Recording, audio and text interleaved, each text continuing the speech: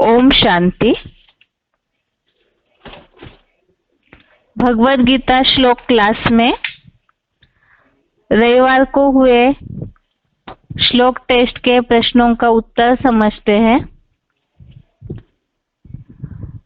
श्लोक test number 53, श्लोक परीक्षा पत्र नंबर 53।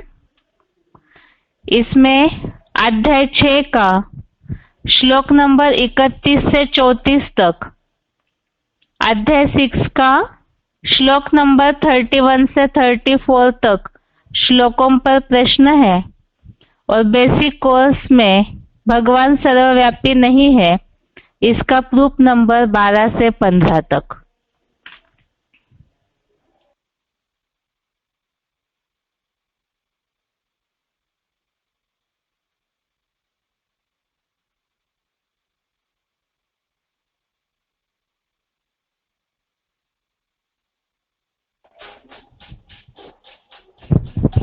ग्रुप ए का प्रश्न है, निम्नलिखित प्रश्नों के उत्तर शब्दों में बताएं। पहला प्रश्न है, मन की तुलना किन किन से की गई है? श्लोक नंबर 34,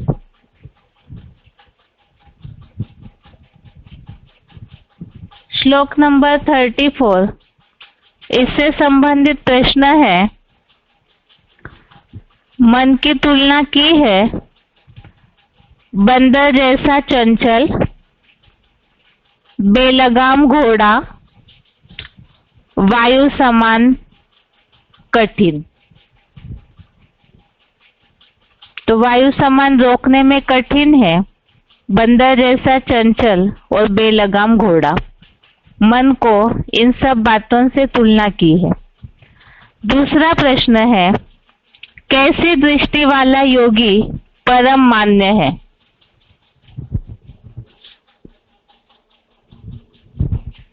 श्लोक नंबर 32, श्लोक नंबर 32 से संबंधित प्रश्न था। कैसी दृष्टि वाला योगी परम मान्य है? उत्तर, आत्मदृष्टि।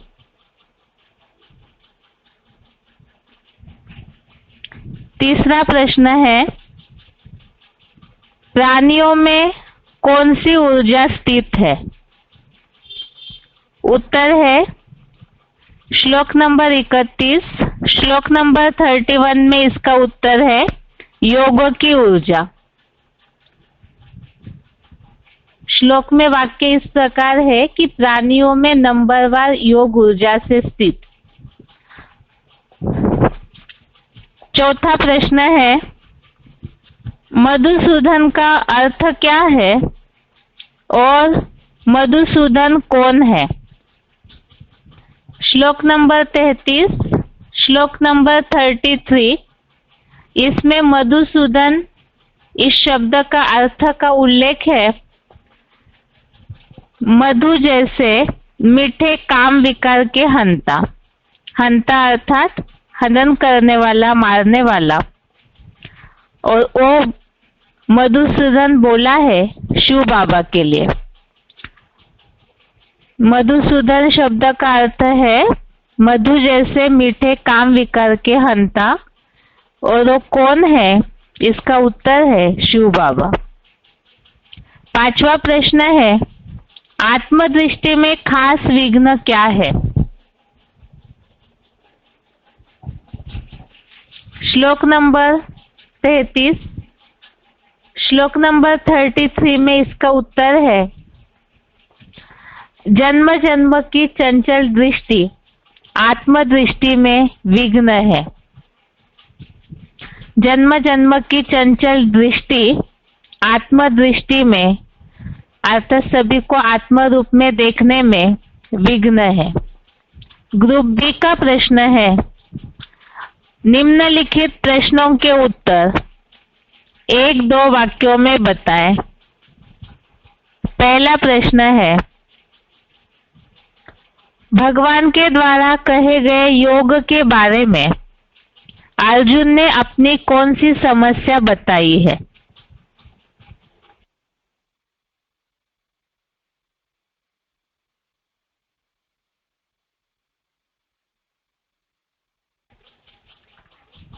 भगवान के द्वारा कहे गए योग के बारे में अर्जुन ने अपनी समस्या बताई है।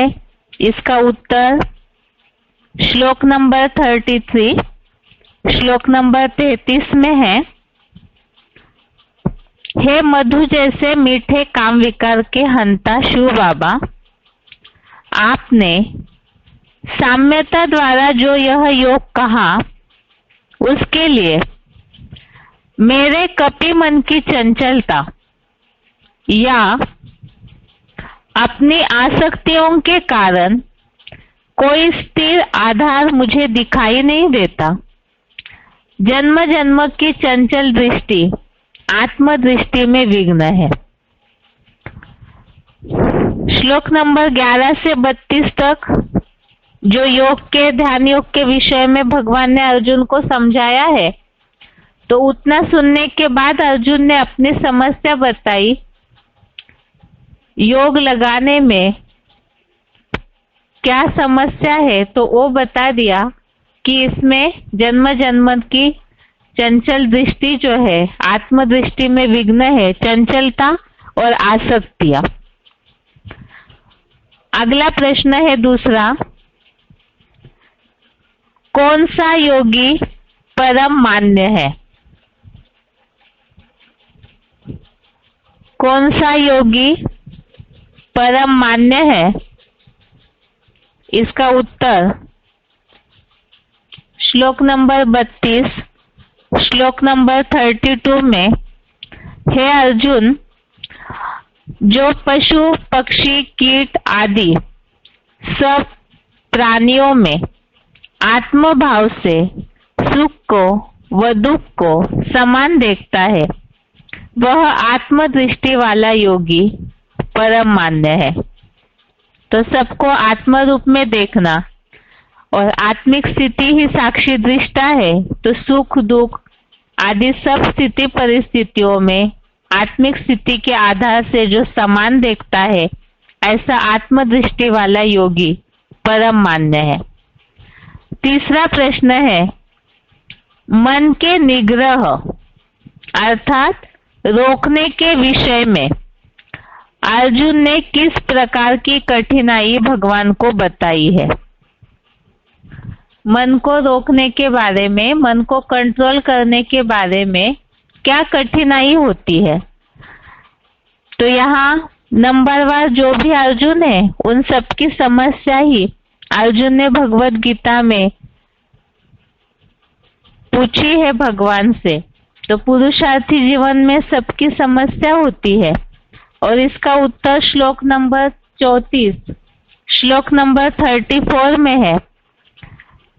हे आकर्षण मूर्त शिव बाबा, मन बंदर जैसा चंचल है, इंद्रिया मत डालता है, बड़ा बलवान है, हठी है, क्योंकि मैं उस सात्विक बुद्धि रहित बेलगाम घोड़े का रोकना मुश्किल से हठयोग पूर्वक रोकी जाने वाली प्राणवायु समान अति कठिन मानता हूँ।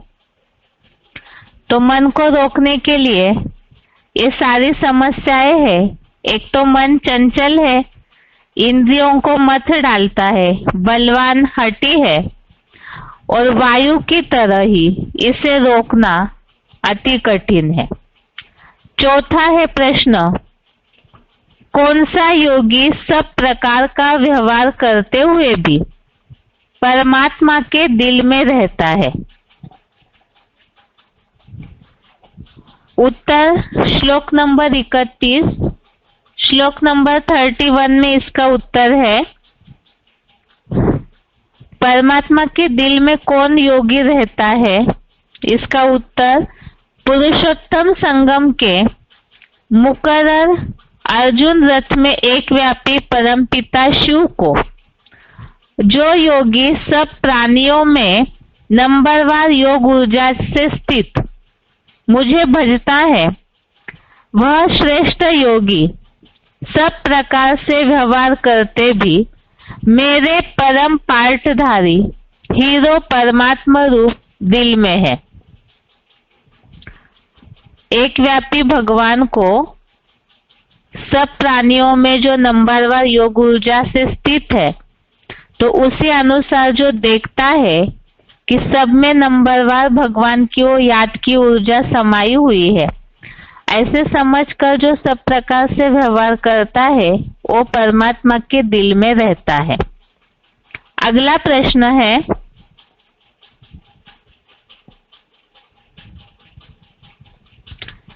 ग्रुप सी का निम्नलिखित हिंदी शब्दों के श्लोक में आए हुए संस्कृत शब्द बताएं। पहला प्रश्न है, पहला शब्द है साम्यता द्वारा।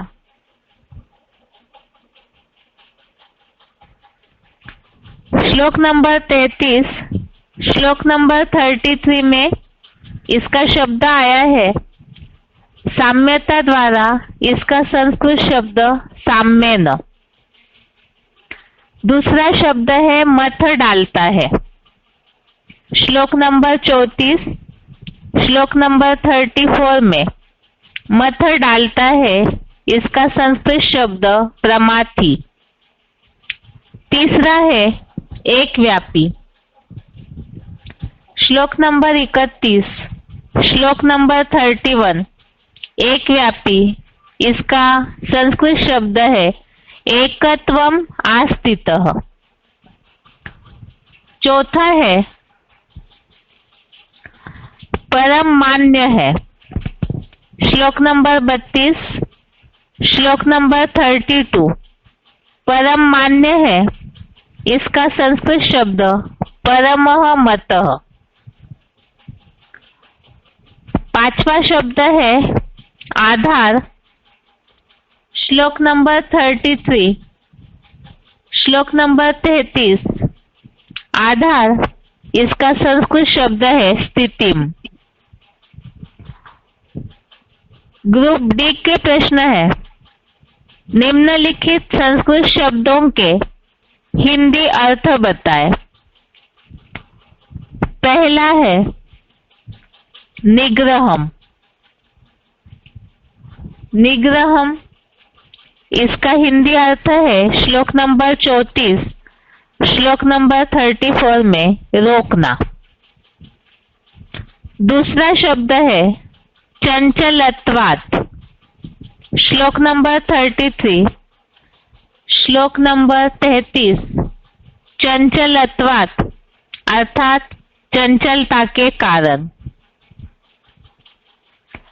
तीसरा शब्द है वर्तमानोपि।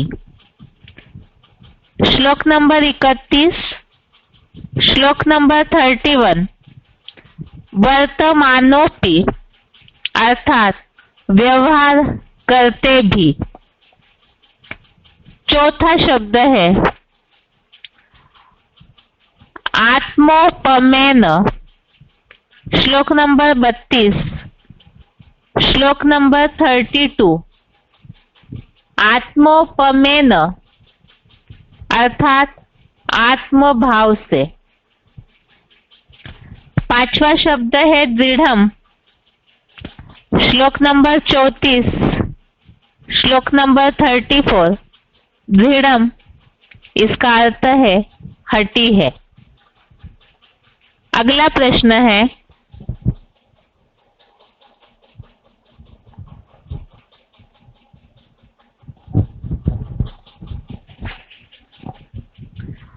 निम्नलिखित महावाक्यों के लिए लागू होने वाले उचित श्लोक बताएं। पहला प्रश्न है, सबको आत्मिक दृष्टि से देखता है, आत्मा आत्मा भाई भाई, इसको कहते हैं साक्षी दृष्टा। वार्तालाप नंबर 630। वाक्य दोबारा,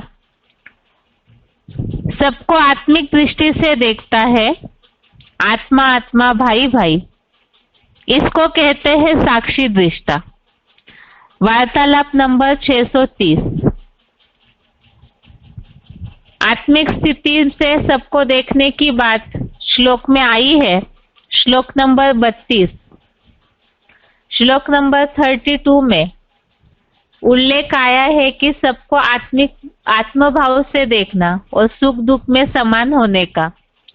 श्लोक है, श्लोक नंबर 32 है, आत्मोपमेन सर्वत्र समम पश्यति योर्जुन सुखम वा यदि वा दुखम स योगी परमो मतः।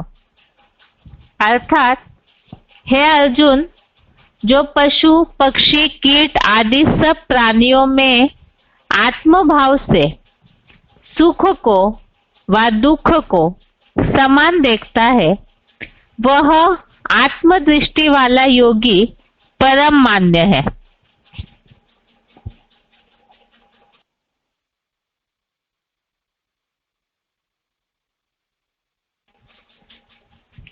दूसरा प्रश्न है, याद करने बैठते हैं तो याद ठहरती नहीं है, मन चंचल हो जाता है और याद खिसक जाती है। VCD नंबर 1684, VCD नंबर 1684, इसमें इस वाक्य का उल्लेख है, याद करने बैठते हैं तो याद ठहरती नहीं है, मन चंचल हो जाता है, याद खिसक जाती है। तो यहाँ याद में स्थिर होकर के समान रूप से बैठने के लिए ये समस्या आती है पुरुषार्थी जो अर्जुन है उनको। तो उसके बारे में श्लोक में उल्लेख है। श्लोक नंबर 33, श्लोक नंबर 33, इसमें अर्जुन ने भगवान को योग लगाने के बारे में जो समस्या है याद करने के लिए वो बताई है। श्लोक नंबर 33 है, अर्जुन उवाच योऽयं योगस्त्वया प्रोक्तः साम्ये न मधुसूदन एतस्याहं न पश्यामि चंचलत्वात् स्थितिं स्थिराम। अर्थात हे मधु जैसे मीठे काम विकार के हंता शिव बाबा, आपने साम्यता द्वारा जो यह योग कहा उसके लिए मेरे कपि मन की चंचलता या अपनी आसक्तियों के कारण कोई स्थिर आधार मुझे दिखाई नहीं देता। जन्म जन्म की चंचल दृष्टि आत्मदृष्टि में विघ्न है। तो यहाँ इस बात का उल्लेख है इस श्लोक में कि याद में बैठते हैं तो याद ठहरती नहीं है, स्थिर होके नहीं बैठ पाते हैं, समान रूप से आत्मिक स्थिति में जैसे बैठना है वैसे बैठ नहीं पाते हैं, चंचलता आ जाती है और उससे याद खिसक जाती है। तीसरा है VCD नंबर 2546, VCD नंबर 2546, कम कार्डे दिल यार्डे। कम कार्डे दिल यार्डे अर्थात हाथ से काम करते रहे, सदैव जो बोला है कर्मयोगी बनना है और दिल शिव बाबा के पास लगा रहे। इस बात का उल्लेख आया है श्लोक नंबर 31, श्लोक नंबर 31 में।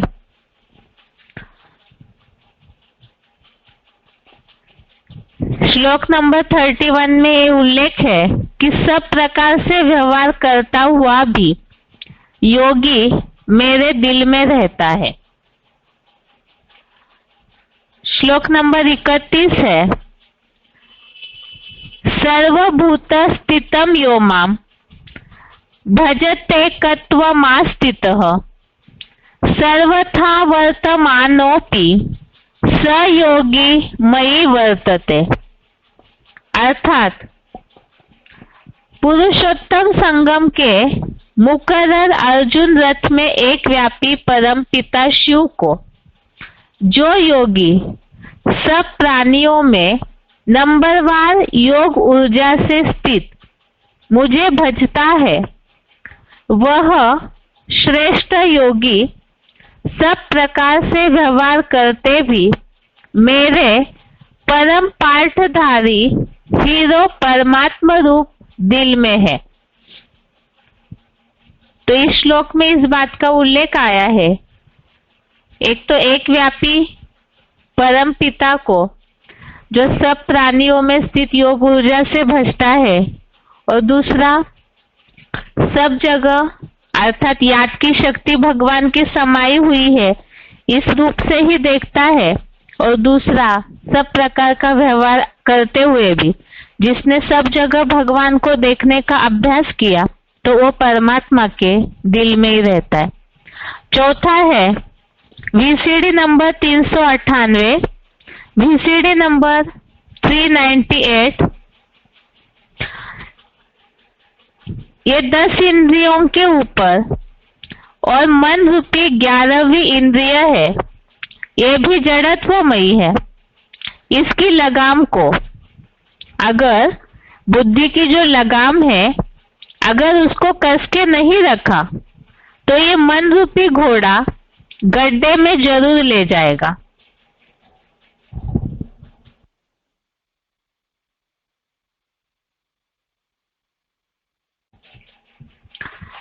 VCD number 398।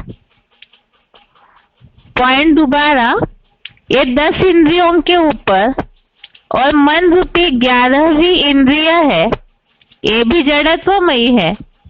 इसकी लगाम को, अगर बुद्धि की जो लगाम है अगर उसको कस के नहीं रखा तो ये मन रूपी घोड़ा गड्ढे में जरूर ले जाएगा।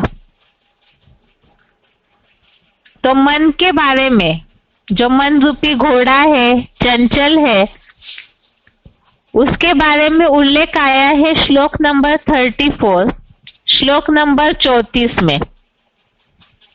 श्लोक है, चंचलम ही मनः कृष्ण प्रमाथि बलवत दृढ़म तस्याहम निग्रहम मन्ये वायोरीव सुदुष्करम। अर्थात, हे आकर्षण मूर्त शिव बाबा, मन बंदर जैसा चंचल है, इंद्रिया मत डालता है, बड़ा बलवान है, हठी है, क्योंकि मैं उस सात्विक बुद्धि रहित बेलगाम घोड़े का रोकना, मुश्किल से हठयोग पूर्वक रोकी जाने वाली प्राणवायु समान अति कठिन मानता हूं।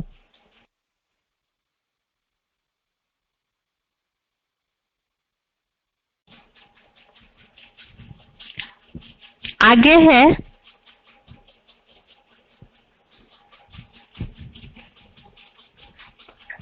ग्रुप F का प्रश्न है, निम्नलिखित प्रश्नों के संक्षेप में उत्तर बताएं।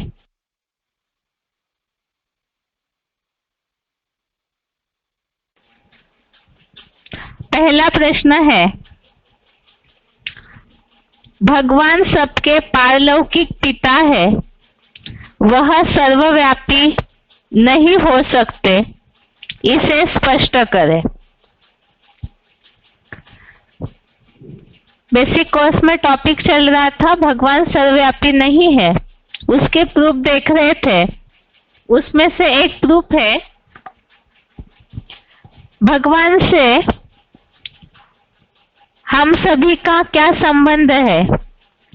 भगवान के लिए कहते हैं गॉड फादर है, हमारे पिता है, गाते भी है, तुम मात पिता हम बालक तेरे। अब यदि सभी में ईश्वर है, अर्थात जो मान्यता प्रचलित है भगवान सर्वव्यापी है, तो क्या हर एक आत्मा भगवान हो गई? हर एक आत्मा हमारा बाप और सद्गुरु हो गई क्या? बाप तो एक ही होता है, अनेक बाप कैसे हो सकते हैं? लौकिक पिता के लिए भी कभी किसी ने ये नहीं कहा कि वे सर्वव्यापी है। जब लौकिक पिता ही एक होता है तो पारलौकिक पिता सब कैसे हो सकते हैं? आगे है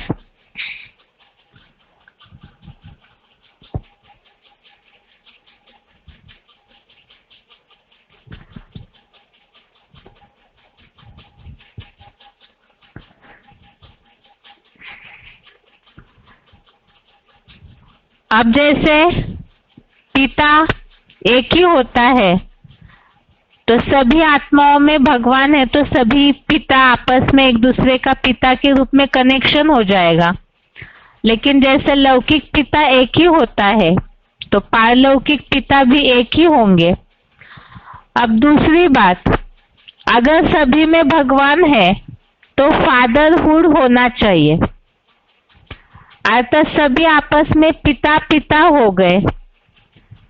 परंतु भाईचारा कहा जाता है, भाईचारा अर्थात ब्रदरहुड कहते हैं, तो आपस में सब भाई भाई हो गए, पिता पिता होए ऐसे तो नहीं कहते हैं।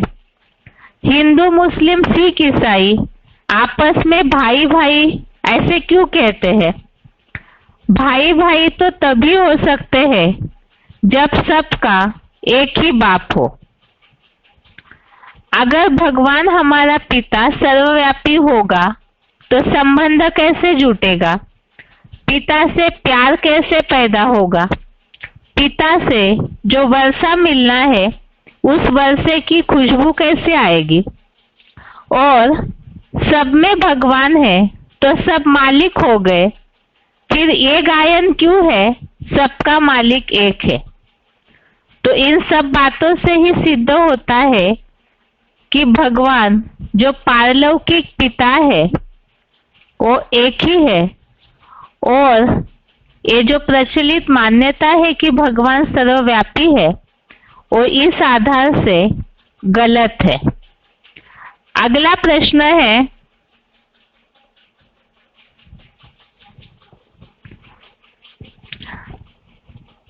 दूसरा प्रश्न है, आत्मा परमात्मा का अंश है, शास्त्रों की यह मान्यता गलत है, इसके प्रमाण बताएं।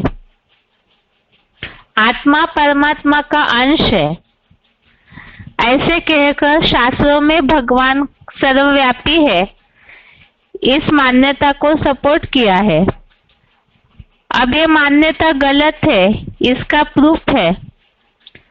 ऐसे कहते तो है कि आत्मा परमात्मा का अंश है और इसी कारण से जितनी भी आत्माएं हैं सब में ही परमात्मा का अंश मौजूद हो गया इस आधार से, और इसी कारण सभी में भगवान का वास माना गया, अर्थात भगवान सर्वव्यापी है ऐसे कह दिया। और इसी बात के लिए शास्त्रों में दूसरे शब्दों में कहा जाता है, हम सब आत्माएं सागर में बुदबुदा है, अर्थात हम उस सागर का अंश है। भगवान सागर है, परम पिता भगवान सागर है और सब आत्माएं उस सागर के बुदबुदे हैं, अर्थात उस सागर का अंश है, क्योंकि बुदबुदे सागर से ही निकलते हैं। अब अगर आत्मा परमात्मा बाप का अंश है तो उसमें दुर्गुण कहाँ से आ जाते हैं? जितने भी मनुष्य आत्माएं कलयुगांत में अभी उपस्थित है सृष्टि पर, सभी ही दुर्गुणों से भरे हुए हैं। पापाचार, भ्रष्टाचार, अशांति, इन सब अवगुणों से भरे हुए हैं। तो ये दुर्गुण कहाँ से आए? क्योंकि हम सागर का अंश है, तो जो सागर का खारेपन का गुण सागर में होगा वही सागर के पानी में भी होना चाहिए।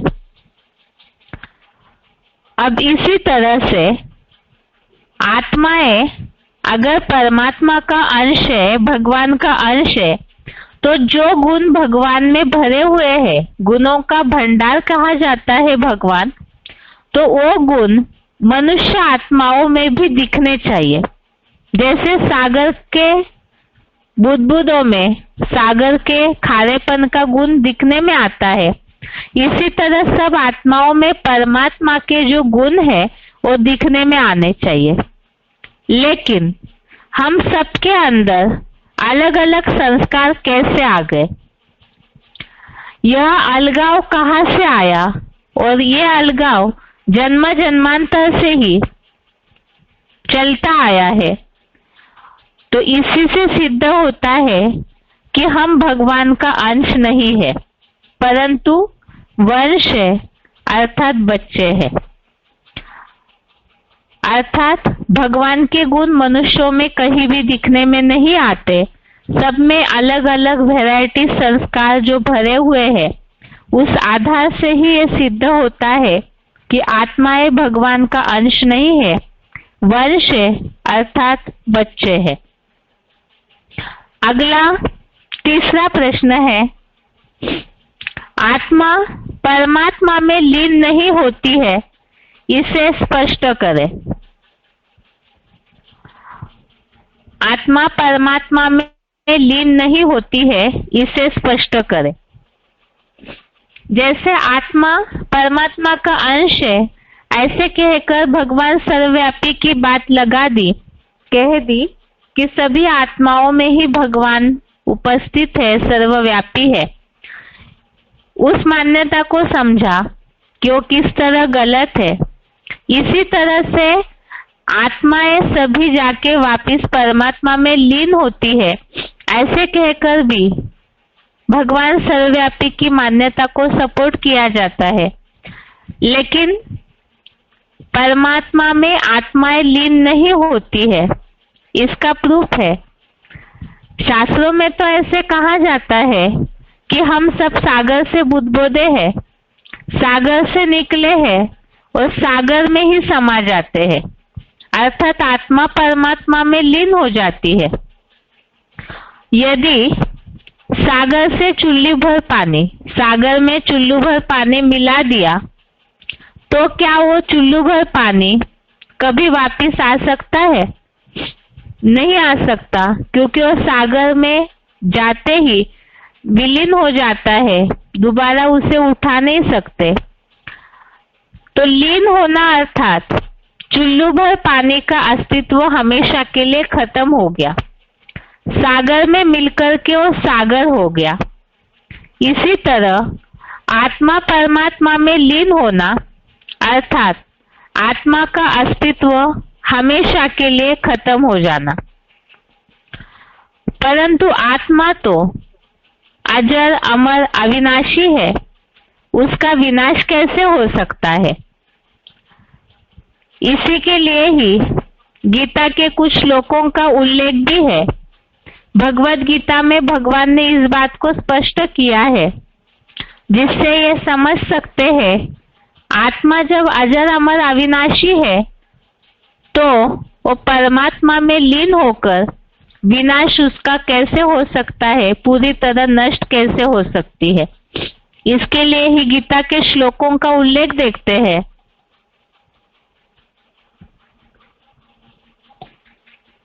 आत्मा अविनाशी है, इसके लिए भगवत गीता में दूसरे अध्याय का 18वां श्लोक है, अध्याय 2 का श्लोक नंबर 18, अंतवंत इमे देहा नित्यस्योक्ता शरीरिणः अनाशिनो अप्रमेयस्य तस्मात् युद्धस्व भारत।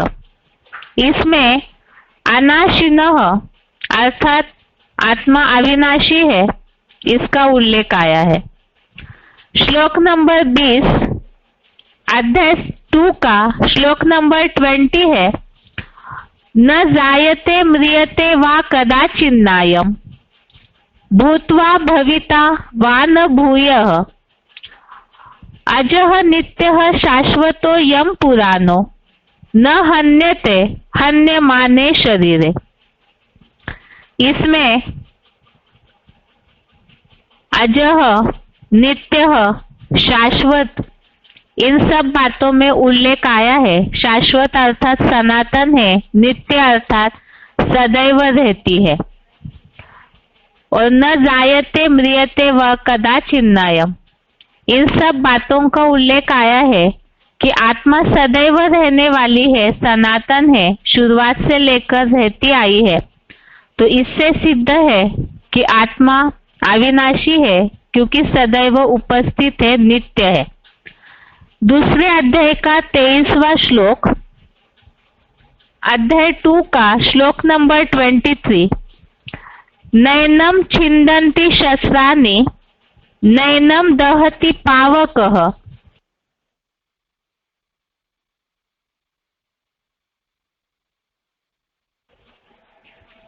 न चैनम क्लेदयन्ति यापः न शोषयति मारुतः। इसमें जो उल्लेख है कि आत्मा को शस्त्र नहीं काटते, अग्नि नहीं जलाती, हवा नहीं सुखाती, तो इन सब बातों से ही आत्मा अविनाशी है, इसका उल्लेख है। अर्थात आत्मा का अस्तित्व कभी खत्म नहीं होता। दूसरे अध्याय का 30वां श्लोक, अध्याय 2 का श्लोक नंबर 30। देहि नित्यम अवध्योयम देहे सर्वस्य भारत तस्मात् सर्वाणि भूतानि न त्वं शोचितुमर्हसि। इसमें आत्मा अवध्य है, इसका उल्लेख आया हुआ है। तो ये सारे श्लोकों में उल्लेख है कि आत्मा अविनाशी है, अजर अमर अविनाशी है, सदैव रहने वाली, नित्य शाश्वत है। इसके अलावा भी जैसे बेसिक कोर्स में इस बात को हमने समझा है कि आत्मा के लिए आत्मा एक ऐसा वंडरफुल रिकॉर्ड है जिसमें हमारा जन्म जन्म का पार्ट भरा हुआ रहता है, और ये रिकॉर्ड न कभी टूटता है, न फूटता है, न नष्ट होता है। अब आत्मा एक छोटी सी बिंदी है और उसमें जो रिकॉर्ड भरा हुआ है वो कभी नष्ट नहीं होता, वो हूबहू वो पार्ट प्ले होते रहता है। तो इस आधार से भी आत्मा में वो रिकॉर्ड भरा हुआ प्ले होता है। तो आत्मा अविनाशी है, तभी तो अपना पार्ट प्ले करती है। अगर वो परमात्मा में विलीन होती तो हूबहू अपना रिकॉर्ड कैसे बजाएगी हर कल्प में। और वैसे भी कोई चाहेगा क्या कि हमारा आत्मा का अस्तित्व हमेशा के लिए खत्म हो जाए। तो ये सारे उल्लेखों से ही ये सिद्ध होता है अविनाशी आत्मा परमात्मा में लीन हो नहीं सकती, अर्थात ही आत्मा परमात्मा का अंश नहीं है। इस तरह से श्लोक टेस्ट नंबर 53 के प्रश्नों के उत्तर हो गए। इसके साथ ही आज के लिए गीता क्लास यहाँ पूरा होता है। ओम शांति।